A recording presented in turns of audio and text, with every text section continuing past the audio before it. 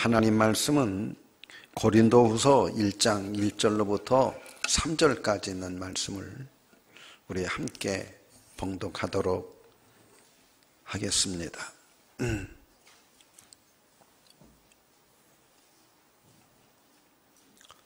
하나님의 뜻으로 말미암아 그리스도 예수의 사도된 바울과 형제 디모데는 고린도에 있는 하나님의 교회와 또 온 아가야에 있는 모든 성도에게 하나님 우리 아버지와 주 예수 그리스도로부터 은혜와 평강이 있기를 원하노라.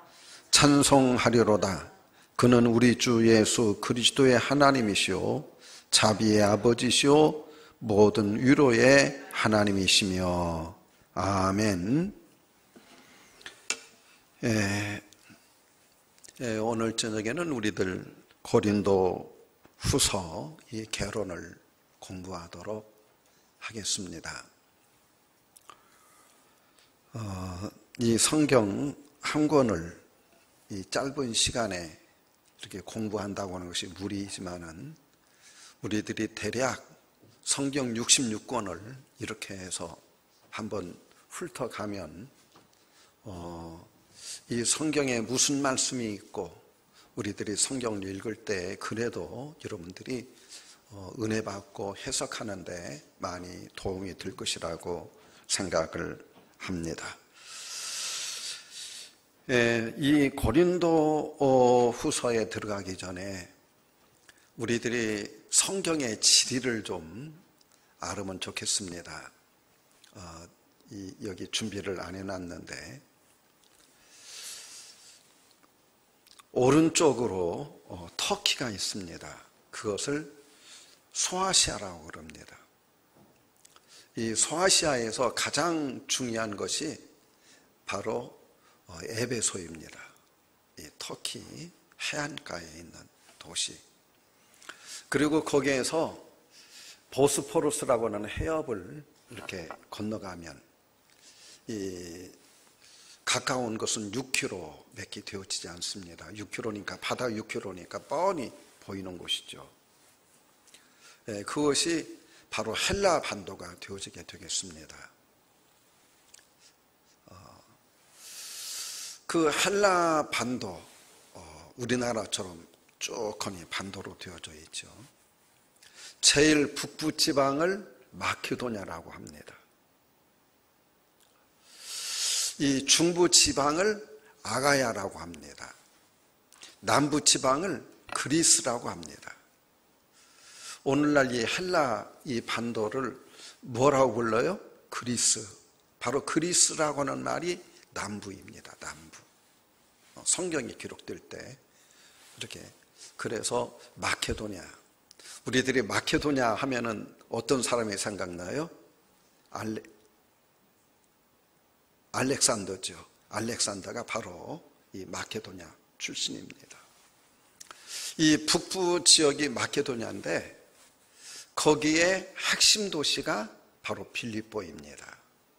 그 주로 말하면 주 도시예요. 그 다음에 아가야가 중부인데 이 아가야의 그 중부의 헬라 중심 도시가 고린도예요. 그리고 남부 그리스의 중심 도시가 아테네. 그래서 여러분들이 성경을 읽을 때 이 네 개의 도시를 머릿속에 기억해 놓으면 성경 이 사도행전에서부터 시작해서 이 성경 모두를 해석해 나가는데 굉장히 여러분들이 이해가 되어지게 됩니다.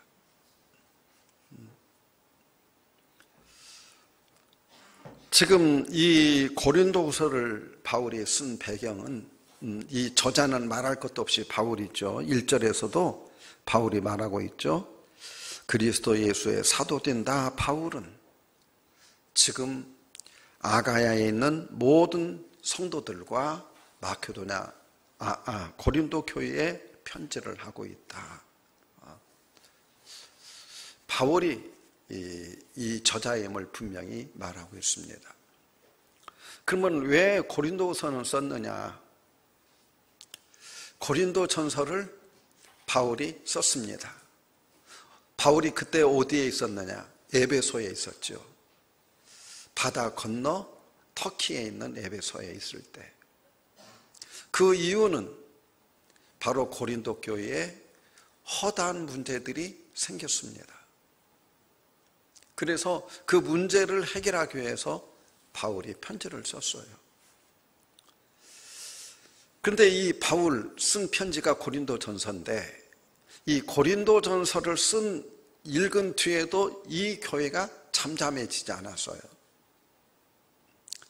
그래서 고린도 중간서를 썼습니다. 후서가 아니라. 근데 이 편지는 지금 남아있질 않아요. 분실이 돼버렸어요. 근데 어쨌든 이 편지를 받은 뒤에 고린도 교회는 잠잠해지고 교회 모든 내분들이 해결이 되어졌습니다. 그런 사이에 그때가 주전 55년경인데 바울이 에베소에서 어디로 옮겼냐면 선교지를 빌립보로 옮깁니다.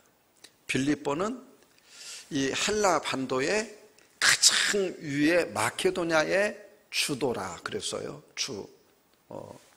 핵심 도시죠. 그 빌립보로 옮긴 뒤에 바울이 두 가지 마음을 가지고 있었어요. 거기에서부터 이제 쭉 내려오면 바로 고린도가 됩니다. 그게 멀지 않은 곳이에요. 그래서 가까운 시일 내에 내가 고린도를 방문해야 되겠다. 그런 마음을 가지고 있었어요. 그래서 이 고린도 후서에 보면 내가 너희들에게 방문을 하겠다. 그럴 계획을 가지고 있다. 그런 얘기를 해요. 또 하나는 이제 이 고린도 교회 문제가 잠잠해졌어요. 바울은 이 고린도 교회가 영적으로 미숙해서 이 교회에 어려운 일들이 생겼다라고 생각을 했어요. 그래서 이 성도들에게 이 문제들이 해결되어지는 것도 중요하지만 근본적으로 정체성, 우리는 예수 믿는 우리는 어떤 사람이냐, 예수 믿는 우리들이 해야 될 일이 뭐냐 하는 이 정체성과 본분을 좀 알려줘야 될 필요가 있다. 그렇게 바울은 생각을 했던 것 같습니다. 그래서 쓴 편지가 바로 고린도 후서입니다. 그러니까 이 고린도 후서는 바울이 어디서 편지를 썼냐면 고린도의 저 위에, 우리나라로 말하면 이 고린도는 대전에 해당이 되어집니다. 대전이. 아덴은 부산에 해당이 되어져요. 그리고 이 빌립보는 지금 편지를 쓰고 있는 이 빌립보는 우리나라 저 신호주 위에 제일 꼭대기에 그 북부 지역에 있는 도시, 우리들이 알고 있는 건 신우주가 가장 큰 도시니까 신우주를 우리나라로 말하면 생각을 하면 됩니다. 그래서 지금 바울이 신의주에서 대전에 있는 이 고린도 교회에 지금 편지를 쓰고 있다 하는 것을 말씀을 드립니다. 그러면 바로 이어서 이 고린도 후서의 내용을 한번 훑어가도록 하겠습니다. 1장은 바울이 이 고린도 후서를 쓴 목적과 그리고 내가 너희들 방문하기를 원한다 하는 것을 말씀하고 있습니다. 여기 1장 1절에 보면 하나님의 교회와 또 온 아가야에 있는 모든 성도들에게 내가, 아가야는 이 중부 지역이라고 말했습니다. 제가 중부 지역에 있는 모든 성도들에게, 그러니까 이런 편지를 뭐라고 그러냐면 회람서신이라고 합니다. 고린도 교회만 따끈히 받아서 우리만 읽는 것이 아니라 나도 이 편지를 읽고 옆에 있는 교회들에게 주어서 또 그 교회도 읽고 돌려가면서 읽도록, 어디에? 아가야에 있는 모든 교회들, 중부 지역에 있는 모든 교회들이 이 편지를 함께 읽을 수 있도록. 그래서 이 아가야에 있는 모든 편지들이 성도들이 읽을 수 있도록 돌려가면서 읽는다고 해서 이런 편지를 회람서신이라. 회람, 이렇게 돌려가면서 읽는다, 본다. 그래서 회람서신이라고 그래요. 이 고린도후서가 바로 회람서신이에요. 그러니까 어떤 고린도 교회만의 문제를 따끈히 집어서 편지를 쓰는 게 아니라 다른 모든 사람들이 읽어도 은혜가 되어질 수 있는 일반적인 믿음의 진리를 이 고린도후서에 담고 있다. 우리들이 보시면 됩니다. 그러면 3장으로부터 6장까지는 그리스도인의 정체성. 그럼 그리스도인은 어떤 사람들이냐? 이 성경이 고린도서가 오늘 우리들이 읽고도 우리들이 은혜가 되어지는 이유는 바로 이 편지가 고린도 교인들에게만 보낸 것이 아니라 오늘 나와 여러분들에게도 이 편지를 주어져서 이 말씀을 통해서도 우리들이 은혜를 받기 때문에 그래요. 그게 뭐냐면 그리스도인의 정체성. 나는, 예수 믿는 나는 어떤 사람이냐? 여러분, 예수 믿는 모든 크리스찬들은 어떤 사람입니까? 오늘 바울은 몇 가지를 우리들에게 말씀해 줍니다. 그 첫 번째가 3장 2절로부터 3절에 있는 말씀입니다.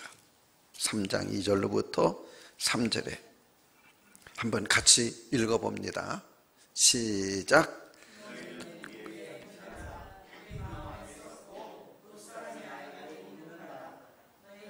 우리로 말미암아 나타난 그리스도의 편지니 이는 목으로 쓴 것이 아니요 오직 살아계신 하나님의 영으로 쓴 것이며 또 돌판에 쓴 것이 아니요 오직 육의 마음판에 쓴 것이라.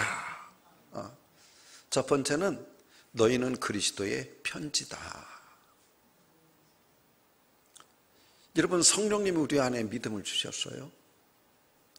그리고 우리들의 마음판에 예수님은 주님이시다 하는 것을 새겨놨어요. 바로 이 편지가 누구냐? 나다예요. 편지는 편지 쓰는 사람의 마음을 상대방에게 알려줍니다. 그렇죠? 우리가 그리스도의 편지라면 바로 우리는 이방 세계에 예수가 누구인지를 알려주는 사람이 되어야 돼요. 이게 그리스도의 편지예요. 꼭 전도지가 있어야, 성경이 있어야만 우리들이 나가서 전도하는 게 아니에요. 누가 전도지냐? 바로 내가 바로 전도지예요. 내가 바로 성경이에요. 여러분 자신들이 하나님의 말씀이고 여러분 자신들이 전도지라는 얘기예요. 그걸 어디에 써놨어요? 내 마음판에. 성령께서 영으로 써놨다 그랬어요. 오늘 여기에. 편지는 편지지에 의미가 있는 게 아니에요. 바로 편지 쓴 사람의 의도를 상대에게 알려주는 거죠. 바로 성령께서 나를 통해서 예수 믿는 게 어떤 것인지, 예수 믿으면 어떤 축복을 받는지, 예수 믿으면 내 삶에 어떤 변화가 일어나는지, 예수를 통해서 우리들이 어떤 세계가 열려지는지, 이러한 모든 것들을 나는 세상 사람들에게 알려줘야 될 사명이 있어요. 이게 내가 편지로서의 그리스도인이에요. 이게 우리는 우리의 정체성의 첫 번째가 나는 그리스도의 편지다. 나는 예수님을 온 세상 모든 사람들에게 알려주고 소개해줘야 될 사명이 나에게 있다. 이게 편지예요. 여러분, 이게 얼마나 중요한 겁니까? 예수 믿는 사람은 나 혼자 예수 믿고 끝나는 게 아니에요. 고린도 교회 성도들은 이런 정체성이 없었어요. 고린도 전서를 쓸 때만 해도 그냥 뭘 먹을까, 뭘 마실까, 어떻게 하면 출세할까, 어떻게 하면 성공할까, 그런 것에 아등바등하고 있었어요. 그러니까 세상의 모든 물결들이 들어와서 교회를 엉망진창으로 만들어버렸어요. 이제 잠잠해지니까 지금 바울 사도가 그들의 예수 믿는 이런 본래적인 모습, 근본적인 문제들을 지금 제시하고 있어요. 네가 당신들이 누군지 알아야 된다. 우리는 그리스도의 편지다. 예수를 알려줘야 될 사람들이다. 예수를 믿게 해야 될 사람들이다. 두 번째로 2장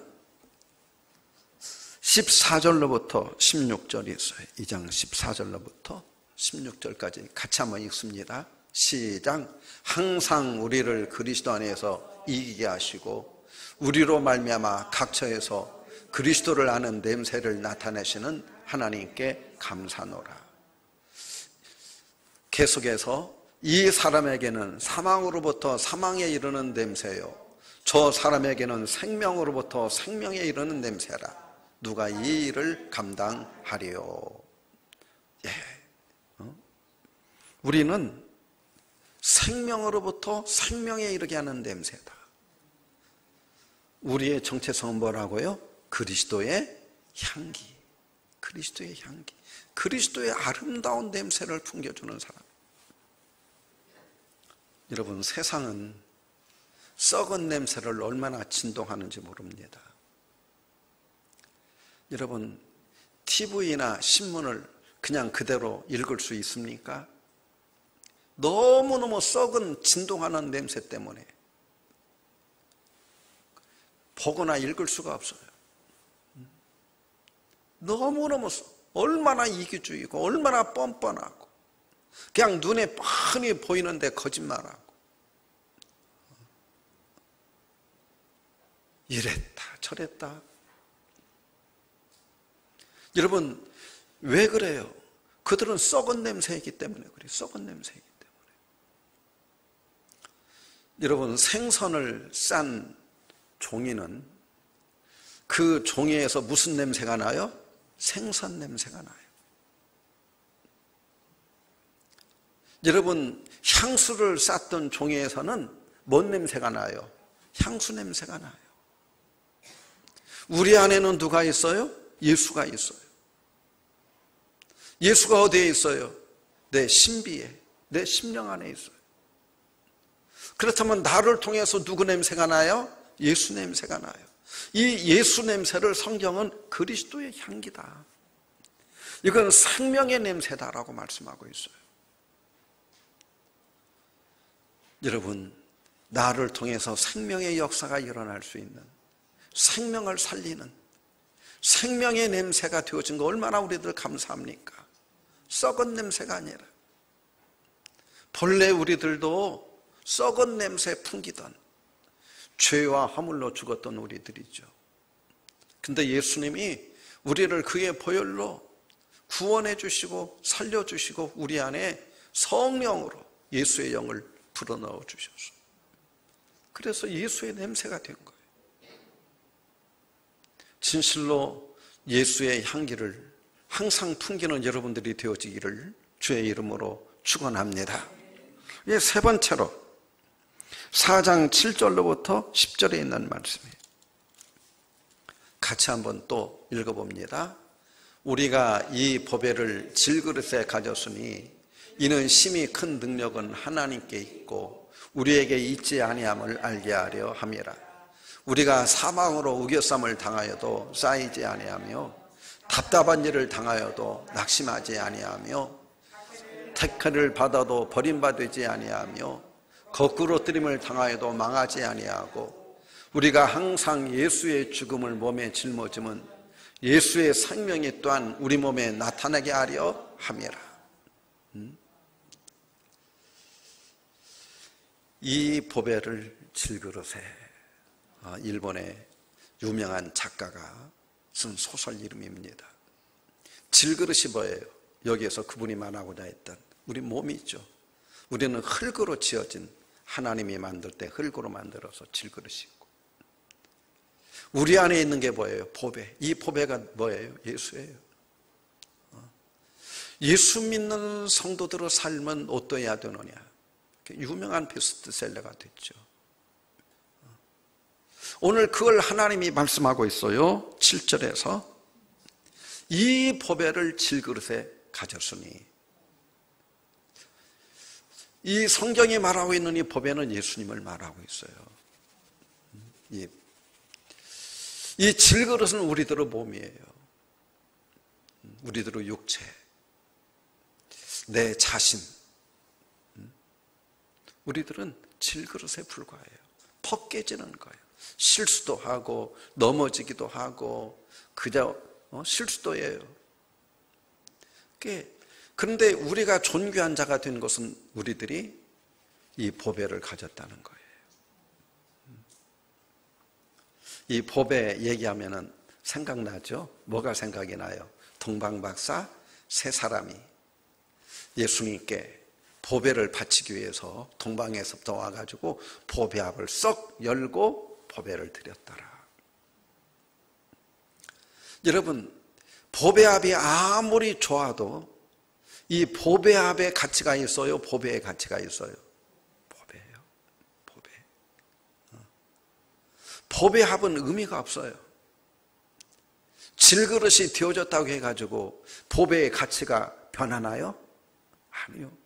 보배압이 아주 좋은 거라고 해서 보배의 가치가 바뀌어지나요? 아니요. 보배압은 보배압이에요. 이 보배압이 존귀한 것은 바로 이 보배 때문에 그렇게 되어지는 거예요.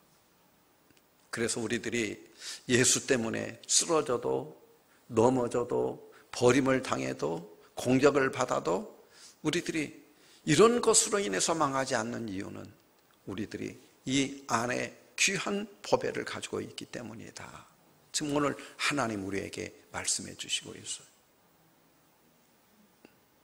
여러분, 우리 그리스도인은 대단한 사람이에요. 왜 대단해요?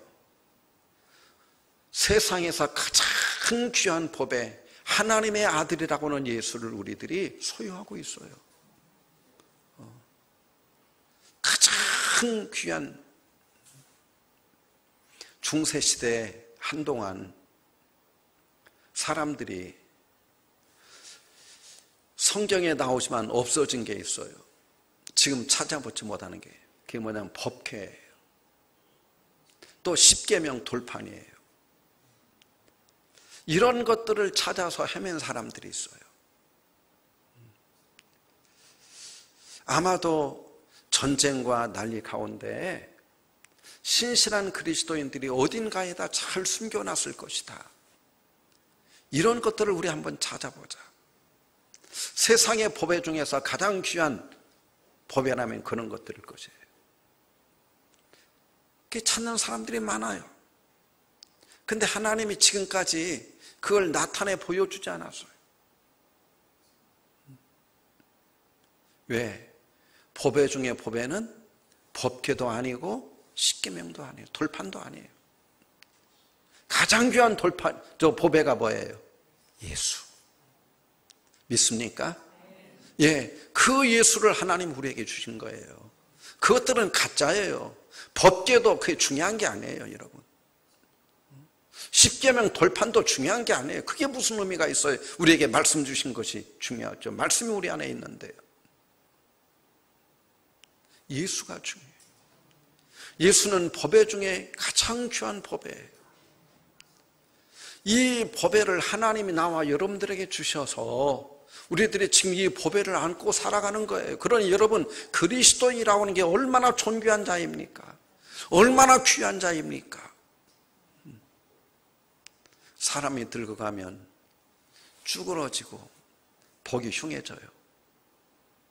상관없어요. 내가 안고 있는 보배는 젊었을 때나 늙었을 때나 똑같아요. 육체는 자꾸 허물어져 가지만은 보배는 통일한 보배를 우리들이 안고 있어요. 그래서 그리스도인의 가치는 변하지 않는 거예요. 왜? 보배의 가치가 변하지 않기 때문에. 예수 그리스도가 변하지 않기 때문에. 지금 바울 사도가 고린도 교회 성도들에게 이걸 가르쳐 주는 거예요. 또 아가야에 있는 모든 성도들에게 회람하면서 읽으라고 그래요. 이 사람 저 사람 이 돌려가면서 편지를 읽으면서 이 말씀을 읽으면서 그래 나는 그리스도를 가지고 있는 보배를 가지고 있는 보배함이야. 이 자부시와 긍지들을 가지는 것. 네 번째로는 5장 20절에 있는 말씀입니다. 5장 20절 같이 한번 읽어봅니다. 시작. 그러므로 우리가 그리스도를 대신하여 사신이 되어 하나님이 우리를 통하여 너희를 권면하시는 것 같이 그리스도를 대신하여 간청하노니 너희는 하나님과 화목하라. 우리가 뭐라고요? 그리스도의 사신. 사신이라고 하는 말이 무슨 의미냐? 대사라는 말이에요. 일본에 우리나라에서 가장 중요하게 여기는 나라가 미국이 있고 그 다음에 중국이 있고 일본이 있어요. 여기에 대사들을 보낼 때는 비중 있는 사람들을 보내요. 아무나 보내는 게 아니에요. 그래서 문재인 정권 들어서서 지난번 비서실장 한 사람이 지금 중국 대사로 가 있죠. 그 비중 있는 사람들을 대사로 보내요. 대사는 뭐 하는 사람이에요? 대한민국에 더 구체적으로 하면 우리나라 대통령의 뜻을 그 나라에 알려주는 거예요.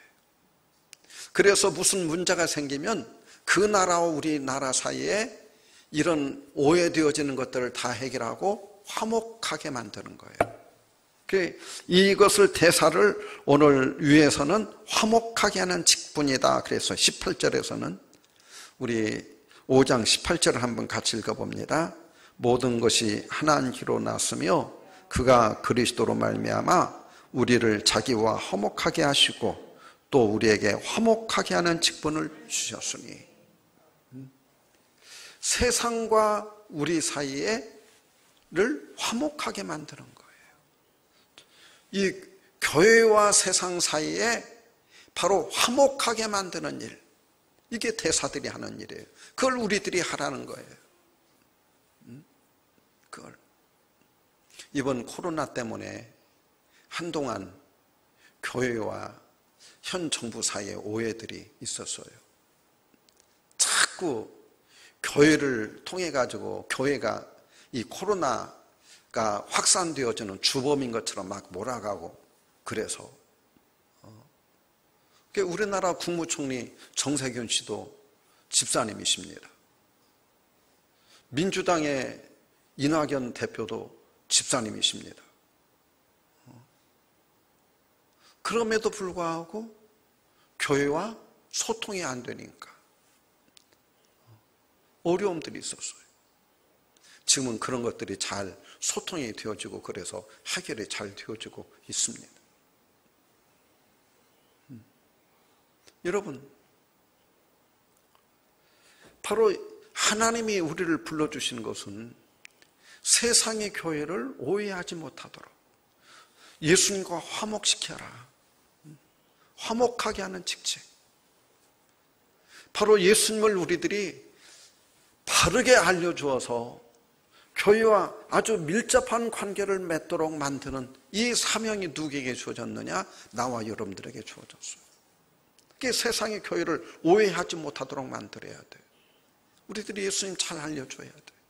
교회는 이런 일을 하고 있습니다. 우리 교회는 이렇게 활동을 하고 있습니다. 우리 성도들은 이렇게 사랑의 삶을 나누고 주님의 빛을 이렇게 아름답게 실천하고 있습니다. 이런 것들을 우리들이 잘 얘기들을 해줘야 돼요. 여러분, 그리스도인은 예수님에 대해서 교회에 대해서 자랑할 것이 많은 사람들이에요. 이게 대사예요. 화목시키는 일, 화목시키는 끊임없이 우리들이 이러는데 민감하지 않으면 안 돼요. 민감해야 돼요. 초대교회에 기독교인들에 대해서 사람들이 많이 오해한 적이 있어요. 그 중에 하나가 뭐냐면 주의 만찬이에요. 예수님께서 떡을 떼어주면서 이것은 너희를 위해서 찢기는 나의 살이다. 예수님께서 잔에 포도주를 따라주면서 이것은 나를 위해서 흘리는 피다. 여러분, 떡과 포도주는 바로 상징이에요. 이게 상징이에요.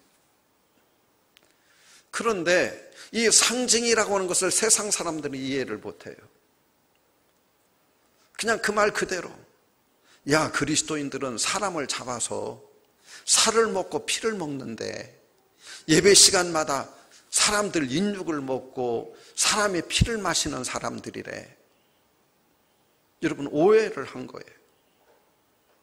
그래서 기독교인들을 얼마나 비난하고 핍박하고 했는지 몰라요. 뭐가 안 됐어요? 소통이 안 된 거예요. 그 당시에 크리스찬들이 하나님의 대사 노릇을 제대로 못한 거예요. 세상과 화목시키는 대사다. 너희들 내가 대사로 보냈다. 그리스도의 사신이다. 세월이 흐르면서 이제는 소통들이 되어지고 그리스도인들을 이해하게 되어지니까 오해들이 풀려지고 그런 일들이 자연스럽게 없어지고 말았어. 그리스도의 사신, 너희들, 우리는 세상을 변화시키는 그리스도의 의도를 전해주는 대사가. 마지막으로 6장 4절로부터 10절까지 있는 말씀입니다. 6장 4절로부터 10절까지 한번 같이 읽어봅니다. 시작. 오직 모든 일에 하나님의 일꾼으로 자천하여 많이 견디는 것과 환난과 궁핍과 고난과 매 맞음과 갇힘과 난동과 수고로움과 자지 못함과 먹지 못함 가운데서도 깨끗함과 지식과 오래 참음과 자비함과 성령의 감화와 거짓이 없는 사랑과 진리의 말씀과 하나님의 능력으로 의의 무기를 좌우에 가지고 영광과 욕됨으로 그러했으며 악한 이름과 아름다운 이름으로 그러했느니라. 우리는 속이는 자 같으나 참되고 무명한 자 같으나 유명한 자요 죽은 자 같으나 보라 우리는 살아있고 징계를 받는 자 같으나 죽임을 당하지 아니하고 근심하는 자 같으나 항상 기뻐하고 가난한 자 같으나 많은 사람을 부유하게 하고 아무것도 없는 자 같으나 모든 것을 가진 자로다. 우리가 누구이기 때문에? 그리스도의 일꾼이기 때문에. 우리는 그리스도를 위해서 일하는 일꾼이다. 또 하나 우리들의 정체성은 그리스도의 일꾼으로서 살아라. 자, 6장 1절로부터 2절까지 한번 다시 읽습니다. 시작. 우리가 하나님과 함께 일하는 자로서 너희를 권하노니 하나님의 은혜를 헛되이 받지 말라. 이르시되 내가 은혜 베풀 때로 너로 듣고 구원을 베풀 때에 나를 도왔도다 하셨으니 보라 지금은 은혜 받을 만한 때요 보라 지금은 구원의 날이로다. 예, 우리는 하나님의 일꾼들이다. 하나님의 은혜 받은 일꾼들이다. 그 일꾼의 삶이 어떠해야 되느냐? 4절로부터 13절까지 있는 말씀, 우리들이 함께 읽은 말씀. 이게 일꾼의 자세예요. 정확하게 말하면 이 일꾼이라고 하는 말의 의미는 주님을 위해서 일하는 바로 종이에요, 종. 이 일꾼은 누구를 위해서 일해요? 우리의 주인 되는 예수 그리스도죠. 예수님을 존귀케 하고 예수님을 나타나고 그 나라를 세우는데 우리들이 일해야 되는 일꾼이 바로 그리스도의 일꾼이에요. 그리스도의 일꾼.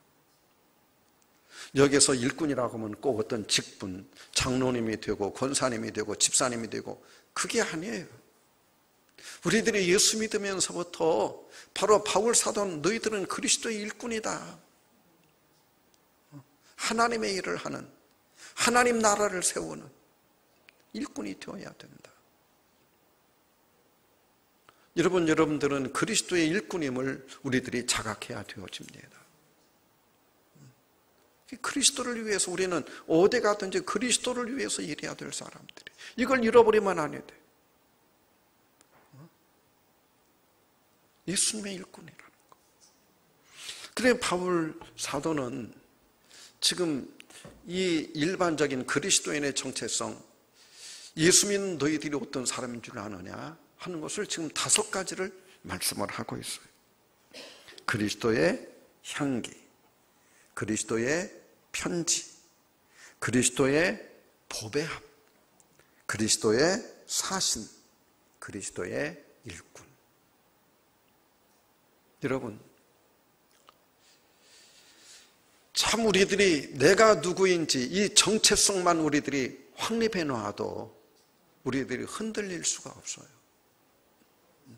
내가 누구냐? 내가 누구냐? 예수 믿는 나는 어떤 사람이냐? 내가 해야 될 일이 무엇이냐? 지금 그걸 이 고린도후서를 통해서, 그러니까 영성을 통해 가지고 이 고린도 교회 성도들을 딱 세워놓는 거예요. 흔들리지 못하도록, 세상 물결이 들어오지 못하도록. 여러분, 이 정체성만 딱 확립이 되어져도 이 고린도 교회가 고린도라고 하는 타락한 도시 안에서 세상 물결이 막 물밀듯이 들어오겠어요? 들어오지 않겠어요? 들어오지 않죠. 딱 차단이 되어지잖아요. 세상을 변화시킬 수 있는 능력이 바로 이 성도들을 통해서 나타나야 되겠죠. 세상 물결이 들어오는 것이 아니라, 고린도 전서는 세상 물결이 그냥 과감없이 막 교회로 막 들어왔던 거예요. 왜? 그때 영적으로 성숙하지 못하고 교회가 어렸으니까. 그런데 바울은 지금 그 문제를 해결했을 뿐만 아니라 교회를 든든히 세워놔요. 그리고 8장 9장으로 가면 이 헌금에 대해서 말씀합니다. 지금 바울이 어디에서 편지를 쓰고 있다고 그랬어요? 마케도냐, 빌립보. 이 고린도 교회는 어디에 있다고 했어요? 아가야에 속해 있는 교회예요. 이 8장하고 9장이 다른 게, 8장은 지금 마케도냐, 빌립보에 있으면서 바울이 이 빌립보, 마케도냐에 있는 모든 교회들이 예루살렘 교회를 위해서 헌금을 했어요. 왜? 예루살렘 교회가 흉년이 들었거든요. 근데 바울은 예루살렘 교회가 복음의 시초이기 때문에 모든 사람들이 예루살렘 교회에 복음의 빛을 지고 있다 생각을 했어요. 그 교회를 통해서 우리들이 영적인 축복을 받고, 그 교회를 통해서 우리들이 선교사들이 파송되어져서 예수를 알게 되어졌다. 그러므로 영의 은혜를 받은 우리들이 세상의 물질로 그 은혜를 갚는 것은 너무너무 당연한 일이다.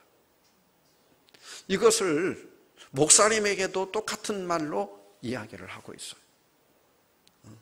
우리가 영의 은혜를 받았은 즉 육의 은혜로 갚는 것이 너무너무 당연한 거 아니냐.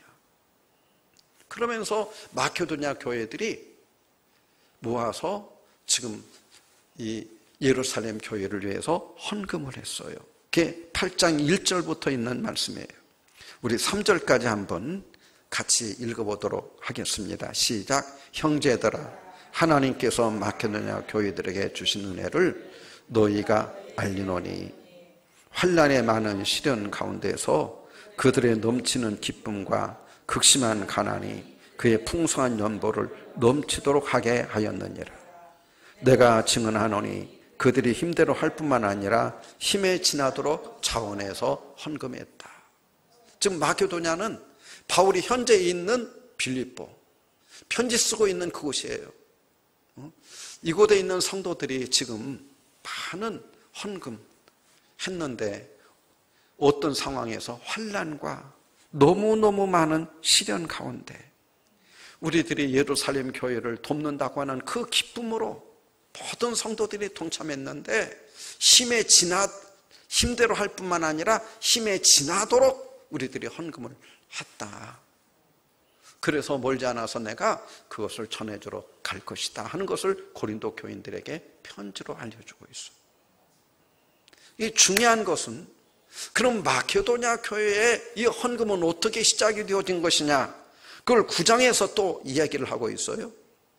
그 이유는 바로 고린도 교회가 속해 있었던 이 아가야 지역, 거기에서 바울이 이 고린도 교회에 있을 때에 우리 예루살렘 교회를 위해서 헌금을 준비하자, 그래서 헌금을 했어요. 그 간증을 지금 바울이 가는 곳마다 간증을 하는데 마케도냐에 가가지고도 이 간증을 했던 거예요. 그래서 거기에서 놀라운 역사가 일어났어요. 그것을 상기시키는 거예요. 9장 1절로부터 한번 같이 읽습니다. 시작. 성도를 섬기는 일에 대하여는 내가 너에게 쓸 필요가 없나니. 쓸 필요가 없다고 그랬어요. 왜? 너희들이 잘하고 있으니까. 지금 잘하고 있다 그 말이에요. 내가 알려줄 필요가 없다 지금 그 말이에요. 2절. 이는 내가 너의 원함을 알미라. 내가 너희를 위하여 마케도냐인들에게 아가야에서는 1년 전부터 준비하였다는 것을 자랑하였는데 과연 너희 열심히 퍽 많은 사람을 분발하게 하였느니라. 지금 내가 너희들을 지금 마케도냐에서 내가 지금 있는 곳에서 자랑했다. 너희들은 헌금을 하는데 어떻게 준비했다고요? 1년 전부터 헌금을 준비했다. 하나님께 드릴 헌금을, 예루살렘 교회를 돕기 위해서 이 아가야에서는 성도들이 헌금을 준비하는데 1년 전부터 준비를 해서, 그래서 하나님께 드렸다. 여러분, 얼마나 기쁨이 있으면, 얼마나 그 교회를 도와주고 싶으면. 제가 목회하면서 우리 교회 집사님 한 분이 계셨었어요.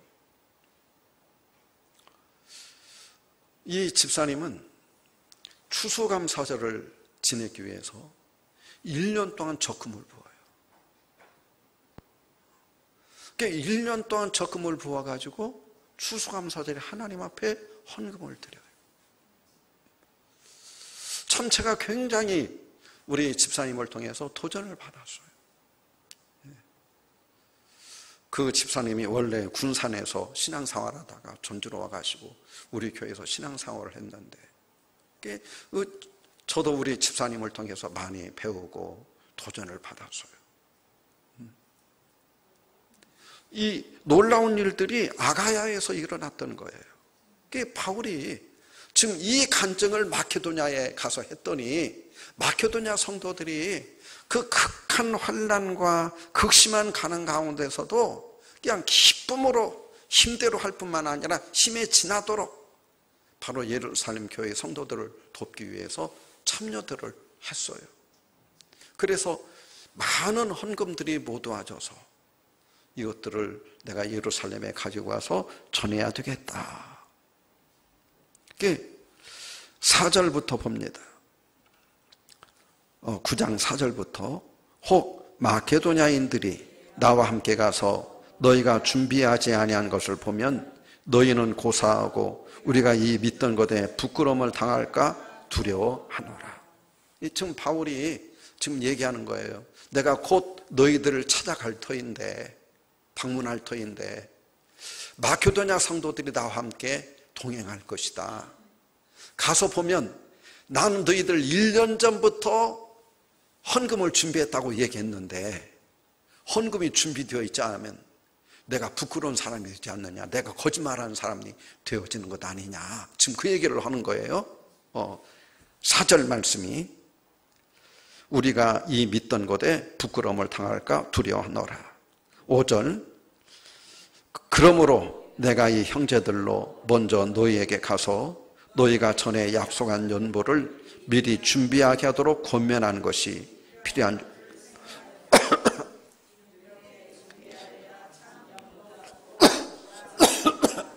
예, 우리들이 미리미리 준비해서 하나님 앞에 드려야 참 연보답고 억지가 되어지지 않게 되어진다. 지금 바울이 지금 이야기하고 있습니다. 그 다음에 6절부터 계속해서 읽어봅니다. 이것이 곧 적게 심는 자는 적게 거두고 많이 심는 자는 많이 거둔다 하는 말이로다. 각각 그 마음에 정한 대로 할 것이요 인색함으로나 억지로 하지 말지니 하나님은 즐겨내는 자를 사랑하시느니라. 억지로나 그렇게 하지 말아라. 헌금은 우리들이 하나님은 즐거워하고 또 준비해서 하고 우리들이 힘에 지나도록 하고 이렇게 해야 참 연보답게 하나님이 받으시는 그런 연보가 되어지는 것이지 억지로나 인색함으로는 절대 하지 말아라 하는 것이 지금 이 바울이 말씀하고 있습니다. 그리고 9장, 10장, 11장에서는 내가 사도다. 가만히 들어와서 이 고린도 교회 안에서 바울이 사도가 아니라고 하는 사람들에 대해서 그들은 아주 잘못된 사람들이라고 하는 것을 가르쳐 주므로 바로 고린도후서는 끝맺고 있는 것을 우리는 보게 되어집니다. 이 성도와 목사님 사이에 이간질하는 그것은 바로 마귀들이죠. 어느 교회나 마찬가지입니다. 성도와 목사님 사이는 아주 좋은 관계가 되어야 되고 믿음의 관계, 사랑의 관계가 되어져야지 성도들이 의심의 눈초리를 가지고 있다거나 하게 되어지면 하나님 말씀을 제대로 받지 못하기 때문에 이것은 불행한 일이 되어지게 되는 것입니다. 이 고린도후서 우리들이 대략 고린도후서를 한번 더듬어 봤습니다. 참 우리들이 성경을 읽으면 제일 먼저 드는 생각이 있습니다. 야, 하나님의 말씀은 하나님의 말씀이다. 성령이 아니면 어떻게 이렇게 은혜로운 말씀을 기록할 수가 있을까? 하나님이 아니면 어떻게 이런 말씀들을 우리에게 주실 수 있을까? 사람의 지혜로? 사람의 분장력으로? 아니요. 도저히 쓸 수가 없어요. 이 고린도후서 여러분 집에서 또 이 한 주간 한번 고린도후서 천천히 읽어보세요.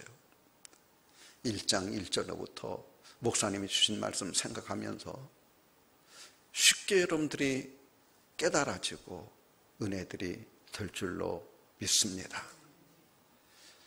그리스도인으로서의 정체성, 여러분 흔들리지 말고 온전히 확립하는 여러분들 되시고 우리들이 평생 하나님 섬기면서 하나님 앞에 드림의 삶들을 우리들이 살게 되어지는데 오늘 성경이 우리에게 말씀해 주는 것처럼 인색함으로나 억지로 하지 말고 우리들이 정한 대로 준비한 대로 그래서 하나님을 기쁘게 하는 참 연보 드리면서 사는 여러분들이 되어지기를 주의 이름으로 축원합니다. 기도드립니다. 하나님 아버지, 오늘